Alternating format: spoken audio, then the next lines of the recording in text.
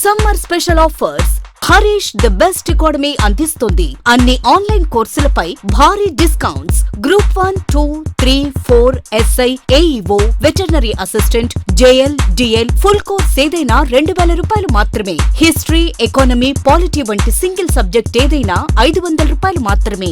ఈ ఆఫర్ మే 20 నుండి మే 26 వరకు మాత్రమే.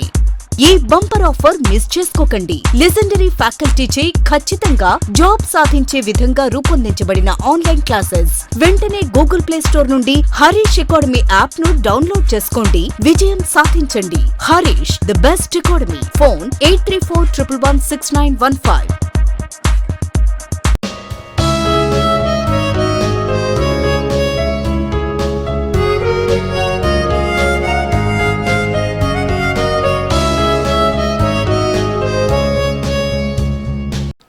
Hi friends, welcome to Harish Academy. ఈరోజు వార్తలు నిలిచిన జాతీయ, అంతర్జాతీయ, రాష్ట్రీయ అంశాల గురించి, వార్తలు నిలిచిన వ్యక్తులు, అవార్డులు, పుస్తకాలు, మరి క్రీడా సంబంధిత సమాచారం ఒక్కొక్క అంశాన్ని వివరంగా తెలుసుకుందాం. ఈరోజు ఫస్ట్ టాపిక్ వచ్చేసి భారత ప్రధాని నరేంద్ర మోదీ గారి అధ్యక్షతన చైర్మన్గా అంతర్రాష్ట్ర మండలిని ఏర్పాటు చేస్తూ కేంద్ర హోంమంత్రిత్వ శాఖ వారు విడుదల చేసిన ఉత్తర్వులు వార్తలు నిలిచాయి. ఇంటర్ స్టేట్ కౌన్సిల్ అంటున్నాను. ఇంటర్ స్టేట్ కౌన్సిల్ భారత రాజ్యాంగం, దేశంలోనే అత్యున్నత చట్టం, the supreme law of the land.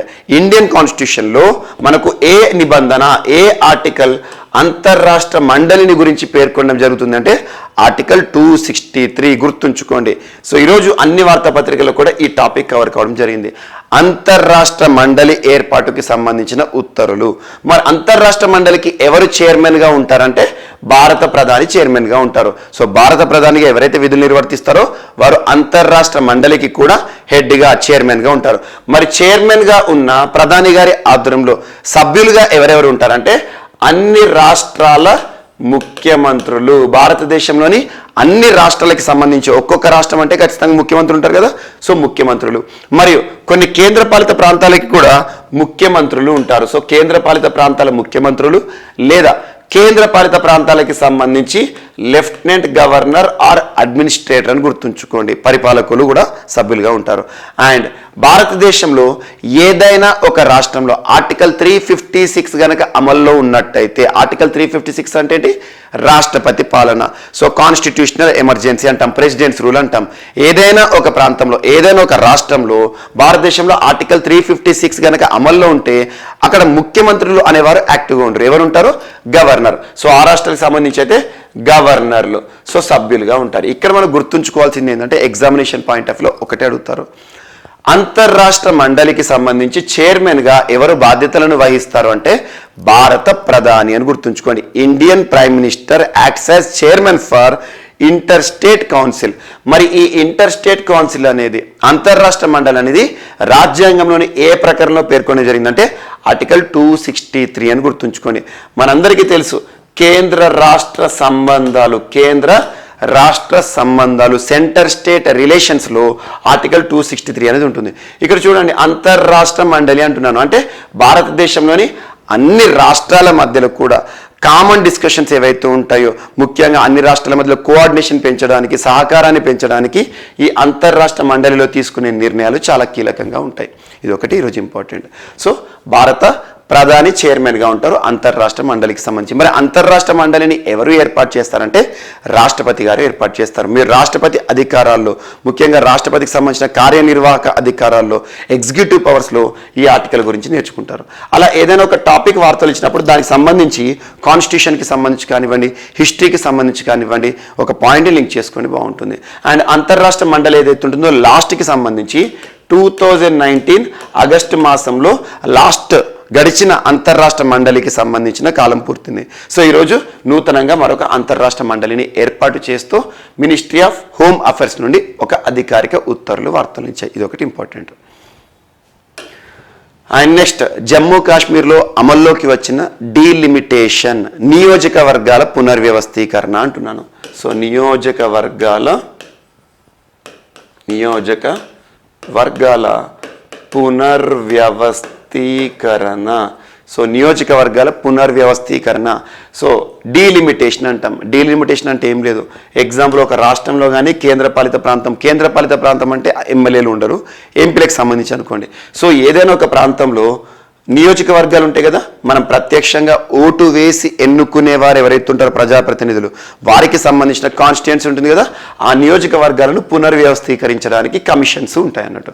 So నియోజకవర్గాల పునర్వ్యవస్థీకరణ అనే అంశం ఇటీవల జమ్మూ అండ్ కాశ్మీర్కి సంబంధించి గడిచిన 2 ఏళ్లుగా మనం చూస్తున్నాం. ఎందుకంటే after repealing article 370 Jammu Kashmir ఒకప్పుడు రాష్ట్రంగా ఉండేది. After repealing article 370 Jammu Kashmir was divided into 2 UTs, union territories.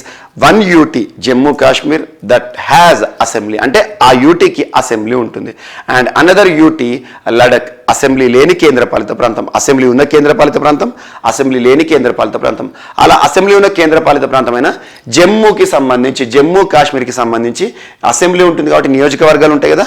So అలా ఆ నియోజకవర్గాల పునర్వ్యవస్థీకరణ కోసం భారత ప్రభుత్వం రంజనా ప్రసాద్ దేశాయ్ గారి ఆధ్వర్యంలో, ఈ పర్సన్ గురించి ఆల్రెడీ మనం డిస్కస్ చేస్తున్నాం తరచు, రంజనా ప్రసాద్ దేశాయ్ గారి ఆధ్వర్యంలో డీలిమిటేషన్ కమిషన్ని ఏర్పాటు చేయడం జరిగింది. వారు ఇటీవల సమర్పించిన నివేదిక ఏదైతే ఉంటుందో ఆమోదించడం జరిగింది. అతి త్వరలో జమ్మూ కాశ్మీర్లో మనం ఎన్నికలను కూడా చూడబోతున్నాం. వారి సిఫార్సు మేరకు 90 నియోజకవర్గాలు ఉంటాయి జమ్మూ కాశ్మీర్లో. అదేంటో చూద్దాం. సో కేంద్రపాలిత ప్రాంతంగా మారిన జమ్మూ కాశ్మీర్లో తొలి అసెంబ్లీ ఎన్నికలకు రంగం సిద్ధమైంది. ఎందుకంటే ఇప్పటివరకు లేట్ కావడానికి రీజన్ ఏంటంటే డీలిమిటేషన్, నియోజకవర్గాల పునర్వ్యవస్థీకరణ కాలేదు కాబట్టి. ఎన్నికల నిర్వహణకు మార్గాన్ని సుగమం చేసేలా ఇటీవల పూర్తయిన నియోజకవర్గాల పునర్వ్యవస్థీకరణ విభజన ఏదైతే ఉంటుందో కేంద్ర ప్రభుత్వం అమల్లోకి వచ్చింది. ఈ మేరకు కేంద్ర న్యాయ మంత్రిత్వ శాఖ కొన్ని అధికారికంగా ఉత్తర్వులు విడుదల చేశారంటే కన్సర్న్ మినిస్ట్రీస్ ఉంటాయి. ఎగ్జాంపుల్ ఇందాక అంతర్రాష్ట్ర మండలి అంటున్నాను. సో మినిస్ట్రీ ఆఫ్ హోమ్ అఫైర్స్కి సంబంధించి, and at the same time ఇక్కడ ముఖ్యంగా డీలిమిటేషన్ సంబంధించి అధికారిక ఉత్తర్వులు, రిజర్వేషన్లకు సంబంధించి అధికారిక ఉత్తర్వులు రావాలంటే మినిస్ట్రీ ఆఫ్ మనకేమంటాం సో లా, మనకు న్యాయ మంత్రిత్వ శాఖకి సంబంధించి సో న్యాయశాఖ వారు నోటిఫికేషన్ విడుదల చేయడం జరిగింది. జమ్మూ కాశ్మీర్ అసెంబ్లీ పార్లమెంటరీ నియోజకవర్గాలను పునర్విభజిస్తూ డీలిమిటేషన్ కమిషన్ జారీ చేసిన ఉత్తర్వులను గడిచిన శుక్రవారం రోజున అమల్లోకి వచ్చాయని చెప్పేసి కేంద్ర న్యాయశాఖ తెలిపింది. వివిధ కేటగిరీలకు నియోజకవర్గాలను రిజర్వ్ చేస్తూ మార్చి 14న నియోజకవర్గాల పరిణామానికి సంబంధించి మే 5వ తేదీన కమిషన్ వెలువరించిన ఆదేశాలు కూడా అమల్లోకి వచ్చినట్లు తెలుస్తుంది. సో దీంతో జమ్మూ కాశ్మీర్ కేంద్రపాలిత ప్రాంతంలో ఇకపై జరగనున్న ఎన్నికలకు డీలిమిటేషన్ కమిషన్ నివేదిక ప్రాతిపదిక కానుంది. నియోజకవర్గాల పునర్విభజనలో మనకు జమ్మూ ప్రాంతానికి అదనంగా 6 అసెంబ్లీ స్థానాలు రాగా కాశ్మీర్ లోయకు 1 స్థానం వచ్చింది. అంతకుముందు 84 స్థానాలు ప్రపోజల్, అటువంటిది 6 స్థానాలు పెరిగాయి. మనకు అందులో 6 స్థానాల్లో జమ్మూకి సంబంధించి ఒకటి, అంతకుముందు 83 ఉండే, 83లో సో 83 + 7లో 6 జమ్మూ ప్రాంతానికి పెరిగాయి, అండ్ ఒకటి వచ్చేసి కాశ్మీర్ ప్రాంతానికి చెందడం జరిగింది. ఇది ఒకటి ఇంపార్టెంట్. కాశ్మీర్లో ఒక స్థానం కేటాయించారు. అండ్ రాజౌరి, పూంచ్ ప్రాంతాలు అనంతనాగ్ లోక్సభ స్థానం పరిధిలోకి వెళ్ళాయి. జమ్మూ కాశ్మీర్ అసెంబ్లీలో 90 స్థానాలకు గాను 43 స్థానాలను జమ్మూ డివిజన్, అంటే జమ్మూ కాశ్మీర్ 2 ప్రాంతాలు కదా, జమ్మూ డివిజన్కి ఎన్ని స్థానాలు అంటే మనకు 43, అండ్ 47 స్థానాలేమో కాశ్మీర్ డివిజన్స్ అట. సో ఇది గుర్తుంచుకోండి, 47 + 43 మొత్తం మనకు 90. అండ్ మొదటిసారి ఎస్టీలకి కూడా రిజర్వేషన్లను కేటాయించడం జరిగింది డీలిమిటేషన్ కమిషన్. జస్ట్ గుర్తుంచుకోండి, ఎగ్జామినేషన్ పాయింట్ ఆఫ్ వ్యూ ఏమడుగుతారంటే నియోజకవర్గాల పునర్వ్యవస్థీకరణకి సంబంధించి జమ్మూ కాశ్మీర్కి సంబంధించి డీలిమిటేషన్ కమిషన్ ఎవరి ఆధ్వర్యంలో అంటే రంజనా ప్రసాద్ దేశాయ్ గారు. వారు ఇటీవల నివేదిక సమర్పించారు. ఎన్ని నియోజకవర్గాలను సూచించారంటే 90, అందులో జమ్మూ ప్రాంతానికి 43, కాశ్మీర్ ప్రాంతానికి 47. ఈ పాయింట్స్ గుర్తుంచుకోండి సరిపోతుంది. అండ్ ఇటీవల జమ్మూ కాశ్మీర్కి సంబంధించి మనం డిస్కస్ చేసిన అంశాల్లో కొన్ని ముఖ్యమైన అంశాలను ఖచ్చితంగా ఎగ్జామినేషన్ పాయింట్ ఆఫ్ వ్యూ చూడండి. హౌస్ లా అనే ఒక ప్రోగ్రామ్ గురించి ప్రత్యేకంగా చూడండి. హౌస్ లా ఎంపవరింగ్ విమెన్, మహిళా సాధికారతకు సంబంధించి. తేజస్విని ప్రోగ్రామ్ ఆఫ్ జమ్మూ కాశ్మీర్ కూడా మనకు ఎంపవరింగ్ విమెన్కి సంబంధించి. అండ్ ఇటీవల జమ్మూ కాశ్మీర్కి సంబంధించి ప్రూఫ్ అనే ఒక యాప్ గురించి తరచూ డిస్కస్ చేస్తున్నాం. And Gupkar declaration after repealing article 370 Jammu కాశ్మీర్లోని పొలిటికల్ పార్టీలు ఒక కూటమిగా ఏర్పడ్డాయి. అండ్ దర్బార్ మూవ్, రాజధాని మార్పుకి సంబంధించి దర్బార్ మూవ్ అనే ఒక అంశం ఇటీవల వార్తలు నిలిచింది. అండ్ జమ్మూ కాశ్మీర్కి సంబంధించి యాపిల్ ఫెస్టివల్, దేశంలోని మొట్టమొదటి యాపిల్ ఫెస్టివల్ జమ్మూ కాశ్మీర్లో ఇటీవల బర్డ్ ఫెస్టివల్ అనే అంశాన్ని మనం డిస్కస్ చేసాం. Chillai season geography point of వ్యూలో ఇంపార్టెంట్. చిల్లాయ్ అంటే extreme severe cold climatic conditions Jammu కాశ్మీర్కి సంబంధించి. అండ్ హెరాత్ ఫెస్టివల్, ఇటీవల Bangus valley festival, macadamization of roads, ఇలాంటి అంశాలన్నింటినీ కూడా జమ్మూ కాశ్మీర్కి సంబంధించి ప్రత్యేకంగా లింక్ చేస్తూ చూడండి. రానున్న పోటీ పరీక్షలో జమ్మూ కాశ్మీర్కి సంబంధించి ఏదో ఒక ప్రశ్నను మనం చూసే అవకాశం ఉంది. అండ్ నెక్స్ట్ జీడిపికి సంబంధించి భారతదేశ జీడిపి 6.4% ఉండనుంది అని చెప్పేసి ఈ రానున్న ఆర్థిక సంవత్సరం, అంటే ఇది 2022-2023 ఆర్థిక సంవత్సరంలో భారతదేశం యొక్క వృద్ధి రేటు 6.4% ఉండబోతోందని చెప్పేసి United Nations Department of Economic and Social Affairs UNDESA. So United Nations Department of Economic Social Affairs, దీని యొక్క హెడ్ క్వార్టర్ ఎక్కడ అంటే న్యూయార్క్ కేంద్రంగా పనిచేస్తుంది. న్యూయార్క్ అంటే అమెరికా. న్యూయార్క్ కేంద్రంగా పనిచేస్తున్న యుఎన్ దేశాన్ని గుర్తుంచుకోండి, United Nations Department of Economic Social affairs. వీరు వృద్ధి రేటును అంచనా వేయడం జరిగింది భారతదేశానికి సంబంధించి. జీడిపి అని గుర్తుంచుకోండి. జీడిపి అంటే ఏంటి? Gross domestic product. ఎకానమీలో ఇంపార్టెంట్ కాన్సెప్ట్. ఒక సంవత్సర కాలంలో అంటే గడిచిన ఆర్థిక సంవత్సరంలో వస్తు సేవల ఉత్పత్తి యొక్క అంతిమ విలువను మనం జీడిపి అంటాం. ఇదొకటి ఇంపార్టెంట్.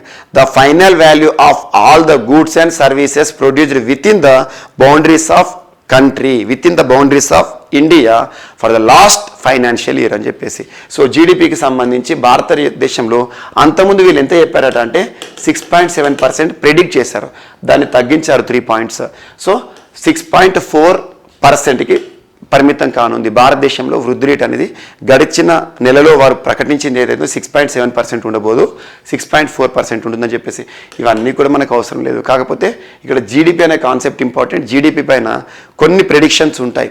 రానున్న ఆర్థిక సంవత్సరంలో భారతదేశం యొక్క వృద్ధి అంచనా, జీడిపి ఇంత పెరగబోతుంది, ఇంత తగ్గబోతుంది అని చెప్పేసి వాటిపైన మాత్రం ఖచ్చితంగా శ్రద్ధ చూపాల్సిందే.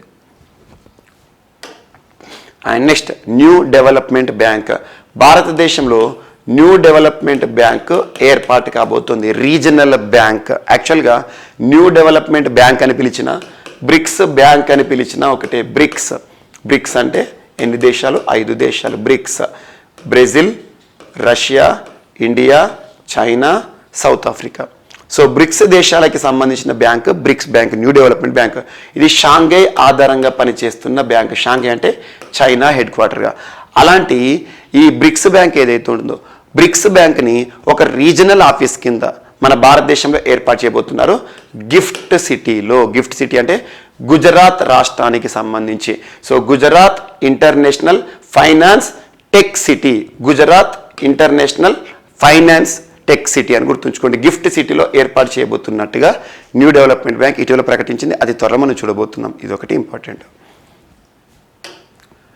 అండ్ నెక్స్ట్ ఇటీవల మంకీ పాక్స్కి సంబంధించి కొన్ని దేశాల్లో కేసులు నమోదవుతున్నాయి, ఈవెన్ అమెరికాలో కూడా. అలాంటి మంకీ పాక్స్కి సంబంధించిన వివరాలు ఏంటో ఇప్పుడు మనం తెలుసుకుందాం. మంకీ పాక్స్ ఇది కూడా మశూచి లాంటిదే. 1950 సంవత్సరంలో ప్రయోగశాలలోని కోతుల్లో దీనిని కనుగొన్నారంట. అంటే ల్యాబొరేటరీ ఉంటుంది కదా, ల్యాబ్లో కోతుల్లో మాత్రమే మంకీ పాక్స్ మశూచి ఏదైతే ఉందో డిసీజ్ కనుగొన్నారంట. అందుకే దీన్ని మంకీ పాక్స్ అని పేరు పెట్టారు. మొదటిసారిగా మంకీస్లో కనుగొన్నారు కాబట్టి మంకీ పాక్స్. ఇది మశూచి లాంటిది. మానవుల్లో తొలి కేసు మాత్రం ఏ సంవత్సరం నమోదైందంటే 1970లో నమోదైంది. మధ్య పశ్చిమ ఆఫ్రికాకే పరిమితమైన వ్యాధి ఇది. అరుదుగా ఇతర ప్రాంతాలకు వ్యాపిస్తుంది. జ్వరం, ముఖంపై దద్దుర్లు అండ్ ఒళ్ళు నొప్పులతో ఇది ప్రారంభమవుతుందంట.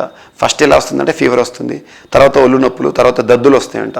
ఈ విధంగా ఈ లక్షణాలు 2 నుండి 4 వారాల వరకు ఉంటాయి. తాజా వ్యాప్తిలో ఎక్కడ మరణాలు సంభవించలేదు. ఎందుకంటే ఇటీవల కొన్ని దేశాల్లో మంకీ పాక్స్ కేసులు నమోదవడం అనేది వార్తలు ఇచ్చింది. కాబట్టి మంకీ పాక్స్ డిసీజ్ అనేది ఏంటని అడుగుతారు. ఎలా సోకుతుందంటే వ్యాధి సోకిన జంతువు కరిచిన, ఈ ఇన్ఫెక్షన్కు గురైన మానవుడి రక్తం శరీర స్రావాలను తాకిన ఇంకొక వ్యక్తికి ఇది సోకుతుందంట. తుంపర్లలోని వ్యాపిస్తుందంట. మనం మాట్లాడేటప్పుడు సలైవ కనుక స్ప్లిట్ అయిందనుకోండి వ్యాపిస్తుంది. ఎలుకలు, చిట్టెలుకలు, ఉడతల ద్వారా కూడా వ్యాధి సంక్రమిస్తుంది. వ్యాధి సోకిన జంతువుల మాంసాన్ని సరిగా ఉడికించకుండా తిన్నా కూడా ఈ వ్యాధి అంటుకునే ప్రమాదం ఉంది. మశూచి టీకాలే మంకీ పాక్స్ నుంచి కూడా రక్షణ కల్పిస్తాయి. ప్రపంచ ఆరోగ్య సంస్థ ప్రకారం 10 మందిలో 1 మాత్రమే చనిపోయే అవకాశం ఉంది. అంటే ఫ్యాటాలిటీ రేట్ ఎంతనట? సో 1 గుర్తుంచుకోండి. సో ఈ విధంగా మంకీ పాక్స్కి సంబంధించిన ఒక అంశం ఈరోజు వార్తలు ఇచ్చింది. ఇటీవల కొన్ని దేశాలు, ముఖ్యంగా యూరోప్, అమెరికాకి సంబంధించిన కొన్ని ప్రాంతాల్లో మంకీ పాక్స్ కేసులు అనేవి నమోదవుతున్నాయి కాబట్టి దానికి సంబంధించిన వివరణ. And next ministry of railway affairs. So Ministry of railways అంటాం, భారత రైల్వే శాఖకి మరియు ఐఐటి మద్రాస్కి మధ్య కుదిరిన ఒప్పందం. ఐఐటి మద్రాస్ ఇటీవల తరచు వార్తలు ఇస్తున్న ఒక ఐఐటి మద్రాస్ దేనికి సంబంధించి అంటే హైపర్ లూప్ టెక్నాలజీ. ముఖ్యంగా మనం హై స్పీడ్ రైలుకు సంబంధించింది అంశం ఇది. సో హైపర్ లూప్ టెక్నాలజీ ఆధారంగా ప్రారంభం కాబోతున్న ట్రైన్ సర్వీస్ అని గుర్తుంచుకోండి. దానికి టెక్నాలజీని ఎవరు అందించబోతున్నారట అంటే ఐఐటి మద్రాస్ వారు ఇటీవల హైపర్ లూప్ టెక్నాలజీకి సంబంధించిన ఒప్పందాన్ని మినిస్ట్రీ ఆఫ్ రైల్వేస్ వారితో కుదుర్చుకున్నారు. So Ministry of Railways approves ₹8.34 crores collaborative project with IIT Madras on Hyperloop technology. Examination point of లో హైపర్లూప్ టెక్నాలజీ అంటే మనకు రైల్వేకి సంబంధించి ఒక బుల్లెట్ ట్రైన్కి సంబంధించిన టెక్నాలజీ అని గుర్తుంచుకోండి. ఆ టెక్నాలజీలో భాగస్వామ్యం కోసం మినిస్ట్రీ ఆఫ్ రైల్వేస్ వారికి ఐఐటి సహకారం అందించబోతుంది అంటే ఐఐటి మద్రాస్ అని గుర్తుంచుకోండి సరిపోతుంది. ఇందుకోసం 8.34 crore ఏదైతే ఉందో కొలాబరేటివ్ ప్రాజెక్ట్ పైన నిన్న సంతకాలు చేశారు. అండ్ ఇక్కడ IIT Madras, Indian institute of technology Madras తరచూ వార్తలు నిలుస్తుంది. ఐఐటి మద్రాస్కి సంబంధించి ఇటీవల మనం డిస్కస్ చేసిన అన్ని అంశాలు ఇక్కడ లింక్ చేసుకోండి. కదం అనే ఒక ఆర్టిఫిషియల్ని, కృత్రిమ మోకాలు అనే అంశం, అండ్ ఇటీవల దేశంలోని మొట్టమొదటి 3D హౌస్ అనే అంశం వార్తలు ఇచ్చింది ఐఐటి మద్రాస్ సంబంధించి. అండ్ ఇటీవల ఐఐటి మద్రాస్కి సంబంధించి neo bolt motorised wheel chair అనే అంశం వార్తలు ఇచ్చింది. అండ్ ఐఐటి మద్రాస్కి సంబంధించి ఇటీవల మనం డిస్కస్ చేసిన అంశాల్లో aqua map and iRAD integrated road accident database. And ఇటీవల ఐఐటి మద్రాస్ సంబంధించి ఇండస్ట్రీ కాన్క్లేవ్ అనే అంశం, శాస్త్ర మ్యాగజిన్ ఈ అంశాలన్నిటి కూడా ఐఐటి మద్రాస్ సంబంధించి కొన్ని అంశాలు ఇవి మనం డిస్కస్ చేసిన వాటిలో లింక్ చేసుకోండి, ముఖ్యమైన అంశాలు. అండ్ ఇటీవల ఐఐటి హైదరాబాద్ పైన కూడా ప్రత్యేక శ్రద్ధ చూపండి. హైడ్రోజెల్ మనిషికి సంబంధించి కార్నియా సమస్యలకు పరిష్కారం హైడ్రోజెల్. అండ్ ఇటీవల దేశంలోనే మొట్టమొదటిసారి బయోబ్రిక్ బేస్డ్ హౌస్ వార్తలు నిలిచింది ఐఐటి హైదరాబాద్ సంబంధించి. ఐఐటి హైదరాబాద్ పరిధిలో ప్రత్యేకంగా centre of excellence of Suzuki వార్తలు నిలిచింది. సుజుకి జపాన్కి సంబంధించిన సంస్థ ఈ అంశాలు. అండ్ ఐఐటి బాంబేకి సంబంధించి ఇటీవల యాంటీ క్యానాన్ గన్స్ అని చెప్పేసి anti hail guns, nano sniffer పేలుడు పదార్థాలు గుర్తించే నానో స్నిఫర్ అనే అంశం, స్మార్ట్ టవర్ ఏర్పాటులో ఐఐటి బాంబే యొక్క ప్రాధాన్యత ఏంటి, ప్రోత్సాహం ఏంటి. అండ్ ఇటీవల IIT Kanpur touch sensitive watch అనే అంశం, హృదయంత్ర అనే ఒక కృత్రిమ గుండెకి సంబంధించి ఐఐటి కాన్పూర్ వార్తలు ఇచ్చింది. అండ్ ఐఐటి రోపార్ ఇటీవల తరచు వార్తలు నిలుస్తుంది. World's first ever smokeless cremation system, world's first ever plant based air purifier system and AmbiTag temperature monitoring tool ఈ అంశాలు కానివ్వండి. వీటితో పాటు ఇటీవల కాలంలో IIT Guwahati, IIT Kharagpur, IIT Dharwad and ఇటీవల కాలంలో వార్తలు ఇచ్చిన ఐఐటి గాంధీనగర్ వీటి గురించి ప్రత్యేకంగా లింక్ చేస్తే చూడండి. రానున్న పోటీ పరీక్షలు ఐఐటీలకు సంబంధించి ఒక ప్రశ్న చూసే అవకాశం ఉంది. ఇప్పటివరకు భారతదేశం వరకు మాత్రమే పరిమితమవుతున్న ఐఐటీలు ఏవైతే ఉంటాయో, అత్యున్నత సాంకేతిక విద్యను అందిస్తున్న ఐఐటీలు ఏవైతే ఉంటాయో, మనం రానున్న రోజుల్లో వేరే దేశాల్లో కూడా చూడబోతున్నాం. అది యుఏఈ. అండ్ ఇటీవల కాలంలో జమైకా పర్యటనలో రాష్ట్రపతి గారు కూడా చేసిన ప్రకటన ఐఐటి ఏర్పాటు జమైకాలో ఉండబోతుందని చెప్పేసి ఇలాంటి అంశాలను ప్రత్యేకంగా లింక్ చేసుకోండి. అండ్ నెక్స్ట్ నగోర్నో కారాబాక్ మరొకసారి వార్తలు నిలిచింది. నగోర్నో ఎగ్జామినేషన్ పాయింట్ ఆఫ్ వ్యూలో టు ద పాయింట్ డైరెక్ట్ అడుగుతారు. ఇటీవల వివాదాస్పద ప్రాంతంగా వార్తలు నిలిచిన నగోర్నో కారాబాగ్ ఏ రెండు దేశాల మధ్య వివాదాస్పద ప్రాంతం అంటే అర్మేనియా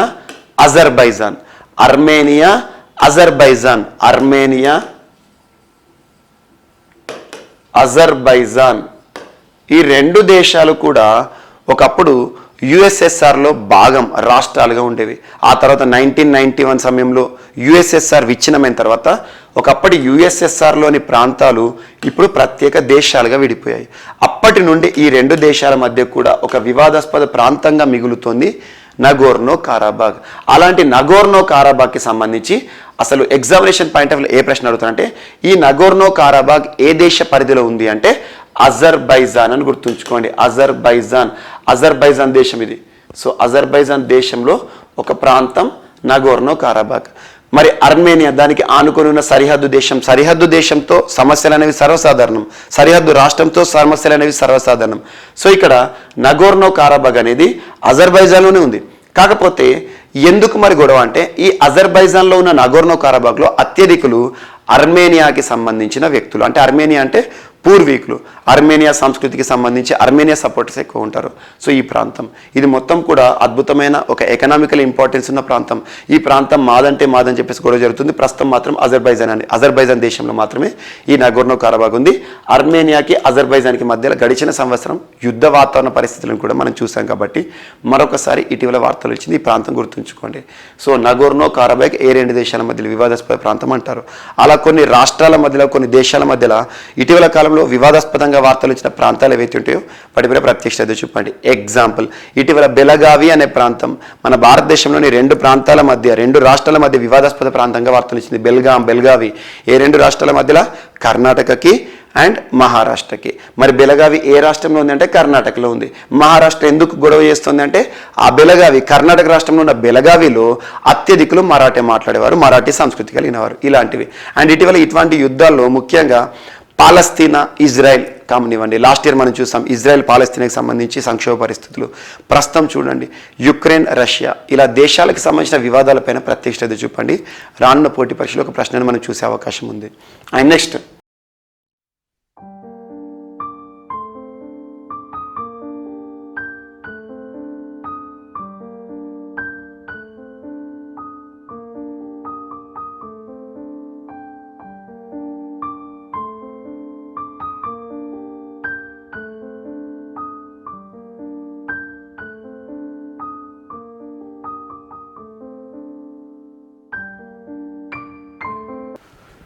సో ఈరోజు మన నెక్స్ట్ టాపిక్ వచ్చేసి హర్ ఘర్ దస్తక్ 2.0 మరొకసారి వార్తలు నిలిచింది. 2.0 హర్ ఘర్ దస్తక్ మరొకసారి వార్తలు నిలిచింది. Second edition. మనందరికీ తెలుసు గడిచిన 2 ఏళ్లుగా ప్రపంచంపై కరోనా మహమ్మారి ఎంతటి తీవ్ర ప్రభావాన్ని చూపిస్తుందో.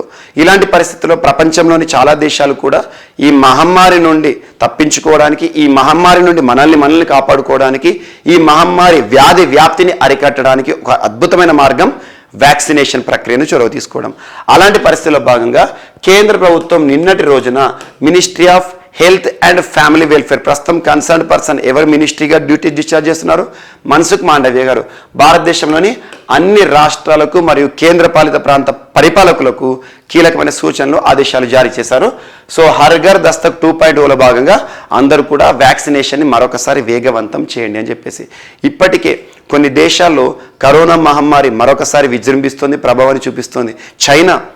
చైనాలోని షాంఘై సిటీలో ఇటీవల లాక్డౌన్ పరిస్థితులు ఇలాంటివి చూస్తున్నాం. సో రానున్న విపత్కర పరిస్థితులను, రానున్న రోజుల్లో మరొకసారి కరోనా మహమ్మారి విజృంభించే పరిస్థితులు ఉన్నాయి కాబట్టి ఇలాంటి పరిస్థితుల నుండి మనల్ని మనం కాపాడుకోవడానికి వ్యాక్సినేషన్ని వేగవంతం చేయడం హర్ ఘర్ దస్తక్ అని గుర్తుంచుకోండి. ఇదొకటి important. And next India UAE startup bridge వార్తలు నిలిచింది. స్టార్టప్ అంటే ఏంటి? అంకుర సంస్థ. స్టార్టప్ అంకుర. మనకు వచ్చే ఐడియాస్, ఇన్నోవేటివ్ ఐడియాస్ ఏవైతే ఉంటాయో, నవకల్పనలు ఏవైతే ఉంటాయో ఆ ఐడియాస్కి కార్యరూపంలోకి తీసుకువచ్చి ఒక ప్రోడక్ట్ని కనుక మనం డెవలప్ చేసామనుకోండి, దాన్ని మనం స్టార్టప్ సంస్థ అంటాం. యువతకి చాలా ఇన్నోవేటివ్ ఐడియాస్ వస్తాయి. అలాంటి ఇన్నోవేటివ్ ఐడియాస్ని మనం అమల్లోకి తీసుకురావడాన్ని స్టార్టప్ సంస్థ అంటాం సింపుల్గా. అలాంటి స్టార్టప్లకి సంబంధించి ఇటీవల ఇండియా యుఏఈ సంబంధాల్లో భాగంగా సెపాని మనం తరచూ డిస్కస్ చేస్తున్నాం. CEPA comprehensive economic partnership agreement India యుఏకి సంబంధించి. సెపా ఇటీవలే అమల్లోకి వచ్చింది 2 దేశాలకు సంబంధించి సంబంధాల్లో భాగంగా. అందులో భాగంగా స్టార్టప్ సంస్థలను ప్రోత్సహించడానికి ఇండియాలోను యుఏలోను యువతకు మరింత ప్రోత్సాహం, ప్రాధాన్యత, నైపుణ్యాభివృద్ధిని కలిగజేయడానికి ఈ ప్రత్యేకమైన స్టార్టప్ బ్రిడ్జ్ అనేది ఉపయుక్తంగా ఉంటుందని చెప్పేసి ఈ స్టార్టప్ బ్రిడ్జ్ని ఎక్కడ ప్రారంభించారంటే ముంబై సిటీలో, మహారాష్ట్రలోని ముంబై సిటీలో నిన్నటి రోజున ప్రారంభించడం జరిగింది. ఎవరు ప్రారంభించారంటే మినిస్ట్రీ ఆఫ్ కామర్స్, వాణిజ్య మంత్రిత్వ శాఖ వారి ఆధ్వర్యంలో ప్రారంభోత్సవం జరిగింది. ఇదొకటి ఇంపార్టెంట్. అండ్ నెక్స్ట్ ఒక కొత్త రకమైన స్నేక్ వార్తలు నిలిచింది. ఒక పాము, ఒక సరీసృపం. ఎక్కడ వార్తలు నిలిచింది అంటే మిజోరంలో. సో మిజోరంలోని ముర్లెన్ నేషనల్ పార్క్ గుర్తుంచుకోండి. ఇటీవల వార్తలు నిలిచిన ముర్లెన్ నేషనల్ పార్క్ ఏ రాష్ట్రంలో ఉంది? ముర్లెన్ నేషనల్ పార్క్, జాతీయ పార్క్ అనగానే మిజోరం. ఇక్కడ ఒక కొత్త కొత్త రకమైన పాము ఆనవాళ్ళను హెర్పెటాలజిస్టులు గుర్తించడం జరిగింది. హెర్పెటాలజిస్ట్ అంటే ఏంటిది? ముఖ్యంగా సరీసృపాల పైన అధ్యయనం చేసేవారని గుర్తుంచుకోండి. స్టడీ ఆఫ్ రెప్టైల్స్ అని గుర్తుంచుకోండి. సో కొత్త రకమైన స్నేక్, పాము. మరి దీని యొక్క ప్రత్యేకత ఏంటంటే ఇది non poisonous or non venomous snake అని గుర్తుంచుకోండి. నాన్ వినమస్ అంటే దానికి విషం ఉండదు అన్నట్టు, కానీ సరికొత్త రకమైన ఇది స్నేక్. దీన్ని హెర్పెటాలజిస్టులు గుర్తించారు ముర్లెన్ లేక్లో. దీని యొక్క సైంటిఫిక్ నేమ్ ఏంటంటే హెర్పెటోరియస్ ముర్లెన్. గుర్తుంచుకోండి, హెర్పెటోరియస్ ముర్లెన్. హెర్పెటో అంటే సరీసృపం, ముర్లెన్ అనే ప్రాంతంలో దీన్ని కనుగొనడం జరిగింది. అండ్ దీన్ని లెన్రుల్ అని కూడా పిలుస్తున్నారు. లెన్రుల్ వాడుక భాషలో లెన్రుల్ అంటున్నారు. అంటే హైయెస్ట్, అత్యంత ఎలివేటెడ్ ప్రాంతాలు, అత్యంత ఎత్తైన ప్రాంతాల్లో నివసించే ఒక స్నేక్ అన్నట్టు. ఇది ఒకటి ఇంపార్టెంట్. సో ఇటీవల శాస్త్రవేత్తలు కనుగొన్న, హెర్పెటాలజిస్టులు కనుగొన్న నూతనమైన స్నేక్. ఎగ్జామినేషన్ పాయింట్ ఆఫ్ ప్రశ్న ఎలా ఇస్తారంటే ఈ పేరు ఇస్తారు, హెర్పెటోరియస్ ముర్లెన్. ఇటీవల వార్తలు ఇచ్చింది. అది ఒక పామ, ఎలుకన, చేపన, ఫ్రాగా ఇలా అడుగుతారు.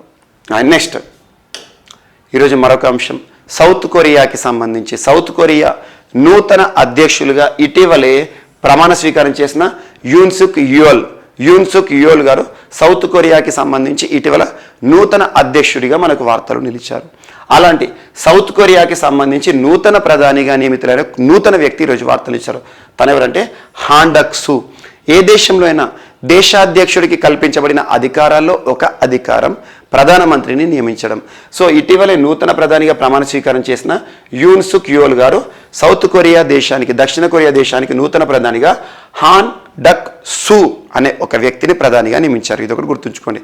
ఇద్దరు కూడా నూతనంగా దేశాధినేతలుగా వార్తలు ఇచ్చారు.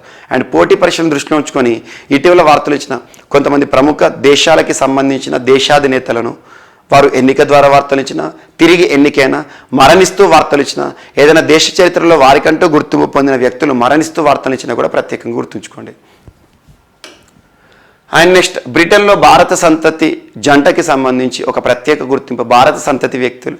సో ఇక్కడ మనకు రిషి సునాక్, లాస్ట్ ఒక 6 months బ్యాక్ రిషి సునాక్ గారి పేరుని మనం ఎక్కువగా మాట్లాడుకున్నాం. దేని గురించి అంటే ప్రస్తుతం బ్రిటన్ ప్రధాని బోరిస్ జాన్సన్ గారు ప్రధానమంత్రి పదవి నుండి తప్పుకునే అవకాశాలు, తన ప్రధానమంత్రి పదవికి దూరమయ్యే అవకాశాలు ఉన్నాయన్నాను. తన స్థానంలో రిషి సునాక్ గారు బ్రిటన్ ప్రధానిగా వచ్చే అవకాశం ఉండే, కానీ రాలేదు. సో అలాంటి రిషి సునాక్ రాజకీయ నాయకుడు ఈరోజు వార్తలు ఇచ్చారు. మన భారత సంతతి వ్యక్తులు వీరి జంట. ఎందుకు వార్తలు ఇచ్చారు అంటే సండే టైమ్స్ అనే ఒక ప్రత్యేకమైన గుర్తింపు. అంటే ఏంటంటే అత్యంత సంపన్న వ్యక్తుల కేటగిరీకి సంబంధించి. ఇదేంటో ఇప్పుడు చూద్దాం. సండే టైమ్స్ కుబేరుల జాబితాలో మన వాళ్ళు తొలిసారిగా సునాక్ దంపతులకు చోటు. భారత సంతతికి చెందిన బ్రిటన్ ఆర్థిక మంత్రి రిషి సునాక్, భారత పౌరసత్వం ఉన్న ఆయన భార్య అక్షతా మూర్తి. సో భారత సంతతి వ్యక్తి అండ్ భారత పౌరసత్వం ఉన్న, గుర్తుంచుకోండి. సో సండే టైమ్స్ అనే పత్రిక ఇటీవల సంపన్నుల జాబితాను విడుదల చేసింది. అందులో బ్రిటిష్ కుబేర్ల జాబితాలో మొట్టమొదటిసారిగా చోటు సంపాదించుకున్నారు మన భారతీయ ఇండియన్ ఆరిజిన్కి సంబంధించి. 34 ఏళ్ల నుంచి ప్రచురించబోతున్న ఈ జాబితాలో ఒక అగ్రశ్రేణి రాజకీయ నాయకుడి పేరు చోటు సంపాదించుకోవడం ఇదే ప్రథమ మాట. జస్ట్ గుర్తుంచుకోండి. సునాక్ దంపతులకు 73 కోట్ల పౌండ్ల ఆస్తిపాస్తులు ఉన్నాయట. ఈ జాబితాలో 222 స్థానంలో నిలిచారంట. ఇదొకటి. అండ్ సో ఇది సరిపోతుంది. ఈ రిషి సునాక్ దంపతులు ఇటీవల వార్తలు ఇచ్చారు. ఏ దేశానికి సంబంధించి అంటారు? రాజకీయ నాయకులను గుర్తుంచుకోండి, సరిపోతుంది. అత్యంత సంపన్నుల వ్యక్తులకు సంబంధించి. అండ్ నెక్స్ట్ ఈరోజు వార్తలు ఇచ్చిన ఉదయ్ చౌతా గారు. ఉదయ్ చౌతా ఇటీవల మరణిస్తూ వార్తలు నిలిచిన ఉదయ్ చౌతా అని గుర్తుంచుకోండి. ఏ రాష్ట్రం అంటే కర్ణాటక రాష్ట్రం. ఏ రంగంలో తనకంటూ ప్రత్యేక గుర్తింపు పొందారంటే క్రీడలు, స్పోర్ట్స్. సో క్రీడల్లో తనకంటూ ప్రత్యేక గుర్తింపు పొందారు. మరి క్రీడల్లో కూడా ఏ క్రీడ అంటే కబడ్డీ. సో కబడ్డీకి సంబంధించి ఇటీవల మరణిస్తూ వార్తలు ఇచ్చిన ఒక దిగ్గజ ఆటగాడు ఉదయ్ చౌతా గారు. యాక్చువల్గా మన భారతదేశంలో కబడ్డీకి చాలా ఇంపార్టెన్స్ వస్తుంది ఇటీవల కాలంలో, ప్రో కబడ్డీ. అలాంటిది ఇప్పుడు ఆదరణ కాకముందే 2007 సంవత్సరంలోనే ప్రపంచ కప్లో మన భారత కబడ్డీ జట్టుకి సంబంధించి ప్రాతినిధ్యం వహించిన ఆటగాడు ఉదయ్ చౌతా గారు. కర్ణాటక రాష్ట్ర ప్రభుత్వం నుండి ప్రతిష్టాత్మక పురస్కారాలు కూడా గెలుపొందడం జరిగింది. జస్ట్ మరణించిన వ్యక్తుల కేటగిరీలో గుర్తుంచుకోండి. ఉదయ్ చౌతా, కర్ణాటక రాష్ట్రం, స్పోర్ట్స్, కబడ్డీ క్రీడాకారుడు, దిగ్గజ ఆటగాడు అని గుర్తుంచుకోండి, సరిపోతుంది. సో చెస్ మన భారతదేశానికి సంబంధించి ఒక చిన్న వయస్కుడు, ఒక బాలుడు ప్రజ్ఞానంద. సో ప్రజ్ఞానంద ఇటీవల తరచూ వార్తలు నిలుస్తున్నారు. ప్రజ్ఞానంద ఈ సంవత్సరంలోనే, ఈ గడిచిన 1 ఇయర్లోనే 2 సార్లు ఒక ప్రత్యేక గుర్తింపు పొందాడు ప్రజ్ఞానంద. తమిళనాడు రాష్ట్రానికి సంబంధించిన వ్యక్తి. ఎందుకు గుర్తింపు పొందాడు ప్రజ్ఞానంద దేశవ్యాప్తంగానే ప్రపంచవ్యాప్తంగా అంటే, తను అంతకుముందు మ్యాగ్నస్ కార్లెసన్ ఏ దేశానికి సంబంధించిన వ్యక్తి? నార్వేకి సంబంధించిన వ్యక్తి. నార్వేకి సంబంధించిన మ్యాగ్నస్ కార్లెసన్ ప్రపంచ ఛాంపియన్ ప్రస్తుతం. అలాంటి ప్రపంచ ఛాంపియన్ని 1 ఇయర్లోనే, విత్ ఇన్ స్పాన్ ఆఫ్ 1 ఇయర్లోనే 2 సార్లు ఓడించి వార్తలు నిలిచిన మన భారతీయ చిన్నారి ఎవరంటే ప్రజ్ఞానంద్ గారు. ఇటీవల జరుగుతున్న ఒక టోర్నమెంట్, ఆ టోర్నమెంట్ చెస్సర్డ్ ఛాంపియన్షిప్ టోర్నమెంట్ ఏదైతే ఉంటుందో అందులో మ్యాగ్నస్ కార్లెసన్ ప్రపంచ ఛాంపియన్ పైన మరొకసారి గెలుపొందారు. So last with in span of మంత్స్లోనే 2వసారి ప్రజ్ఞానంద్ ఎవరైతే ఉన్నారో మ్యాగ్నస్ కార్లెసన్కి చుక్కలు చూపించారు. గుర్తుంచుకోండి, మన భారతీయ చిన్నారి ప్రపంచ ఛాంపియన్ని ఓడించడం అంటే మామూలు విషయం కాదు. అలా ఇటీవల కాలంలో మన భారతదేశానికి సంబంధించి కొంతమంది ప్రముఖ వ్యక్తులు, మన తెలంగాణకి సంబంధించి నిఖత్ జరీన్ గారు, ఇలాంటి వ్యక్తుల గురించి ప్రత్యేకంగా చూడండి. క్రీడలకు సంబంధించి ఒక ప్రశ్నను మనం చూసే అవకాశం ఉంటుంది. అండ్ నెక్స్ట్, సో ఈరోజు మనం ర్యాపిడ్గా కనుక అబ్జర్వ్ చేస్తే ఏమేమి టాపిక్ డిస్కస్ చేసాము. భారత ప్రధాని నరేంద్ర మోదీ గారు ప్రధాని ఆధ్వర్యంలో తను చైర్మన్షిప్గా ఏర్పాటైన ఇంటర్ స్టేట్ కౌన్సిల్ అంతర్రాష్ట్ర మండలి ఆర్టికల్ 263 అని గుర్తుంచుకోండి. అండ్ జమ్మూ కాశ్మీర్లో అమల్లోకి వచ్చిన నియోజకవర్గాల పునర్విభజన. ఇటీవల జమ్మూ కాశ్మీర్లో ఆఫ్టర్ రిపీలింగ్ ఆర్టికల్ 370 జమ్మూ కాశ్మీర్లో ఎన్నికలు జరగలేదు అసెంబ్లీ ఉన్నప్పుడు కూడా. కారణం ఏంటంటే నియోజకవర్గాల పునర్వ్యవస్థీకరణ పూర్తి కాలేదు. సో ఇటీవల పునర్వ్యవస్థీకరణకు సంబంధించి రంజన్ దేశాయ్ గారి ఆధ్వర్యంలో ఒక కమిషన్ పునర్వ్యవస్థీకరణ పూర్తి చేయడం జరిగింది. 90 స్థానాలు ఏ ప్రాంతాల్లో ఎన్నో గుర్తుంచుకొని అమల్లోకి రావడం జరిగింది. సో భారతదేశంలో జీడిపి గ్రోత్, మన గ్రోత్ రేట్, భారత వృద్ధి రేటు అంతకుముందు 6.7% ఉందని ప్రెడిక్ట్ చేసిన UNDESA నిన్నటి రోజున 6.4కి తగ్గించడం జరిగిందంటే జీడిపి గ్రోత్ రేట్ అనేది మనకు తగ్గబోతుందని చెప్పారు. Predictor and new development bank gift city Gujarat రాష్ట్రంలో ఏర్పాటు చేయనున్న ఒక రీజనల్ బ్యాంక్ అని గుర్తుంచుకోండి, regional wing.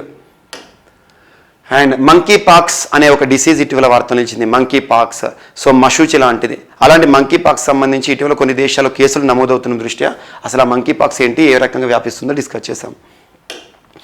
And next, Hyperloop టెక్నాలజీకి ఐఐటి మద్రాస్ అందిస్తున్న సహకారం అండ్ మినిస్ట్రీ ఆఫ్ రైల్వేస్కి ఐఐటి మద్రాస్కి మధ్య కుదిరిన ఒప్పందం.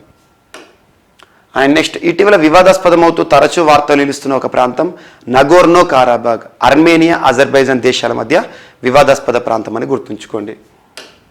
అండ్ హర్ ఘర్ దస్తక్, మరొకసారి వ్యాక్సినేషన్ ప్రక్రియను, COVID-19 వ్యాక్సినేషన్ ప్రక్రియని వేగవంతం చేయడానికి భారత ప్రభుత్వం ఇటీవల అన్ని రాష్ట్ర ప్రభుత్వాలకు కూడా కొన్ని కీలక ఆదేశాలు, సూచనలు జారీ చేసింది. ఇండియా UAE స్టార్టప్ బ్రిడ్జ్ని ఇటీవల ముంబైలో పీయూష్ గోయల్ గారు ప్రారంభించారు. సెపా అగ్రిమెంట్ అమల్లో భాగంగా comprehensive economic partnership agreement between India UAE. And ఒక కొత్త రకమైన non venomous and non poisonous snake Herpetoreas murlen, ఇటీవల దీనికి సంబంధించిన ఆనవాళ్ళు, ఒక కొత్త రకమైన స్నేక్, ఒక పాము ఆనవాళ్ళు అని గుర్తుంచుకోండి మిజోరాం ముర్లెన్ నేషనల్ పార్క్లో. అండ్ సౌత్ కొరియాకి సంబంధించి నూతన ప్రధానిగా హాండక్సు యూన్సుక్ యోల్ స్థానంలో, యూన్సుక్ యోల్ స్థానం కాదు, యూన్సుక్ యోల్ గారు దేశ అధ్యక్షులు, తను హాండక్సు గారిని ప్రధానిగా నియమించడం జరిగింది. అండ్ బ్రిటన్లో భారత సంతతి జంట ఒక ప్రత్యేక గుర్తింపు, సండే టైమ్స్ అనే ఒక ప్రత్యేకమైన మ్యాగజిన్, చరిత్ర ఉన్న మ్యాగజిన్, అందులో సంపన్నుల జాబితాలో వీరికి చోటు ఇవ్వడం జరిగింది భారత సంతతి వ్యక్తులు. అండ్ ఒక క్రీడాకారుడు మరణిస్తూ వార్తలు ఇచ్చారు ఉదయ్ చౌతా గారు. ఏ క్రీడకి సంబంధించి అంటే కబడ్డీ. అండ్ ప్రజ్ఞానంద్ గడిచిన సంవత్సరంలోనే 2 సార్లు, నిన్నటి రోజున కూడా మరొకసారి మ్యాగ్నస్ కార్లెసన్ విజయం నమోదు చేశాడు చెస్ క్రీడాకారుడు అని గుర్తుంచుకోండి, సరిపోతుంది. ఇటీవల ముగిసిన చెస్సర్డ్ ఛాంపియన్షిప్లో. సో ఇవి ఈరోజు వార్తలు నిలిచిన అంశాలు.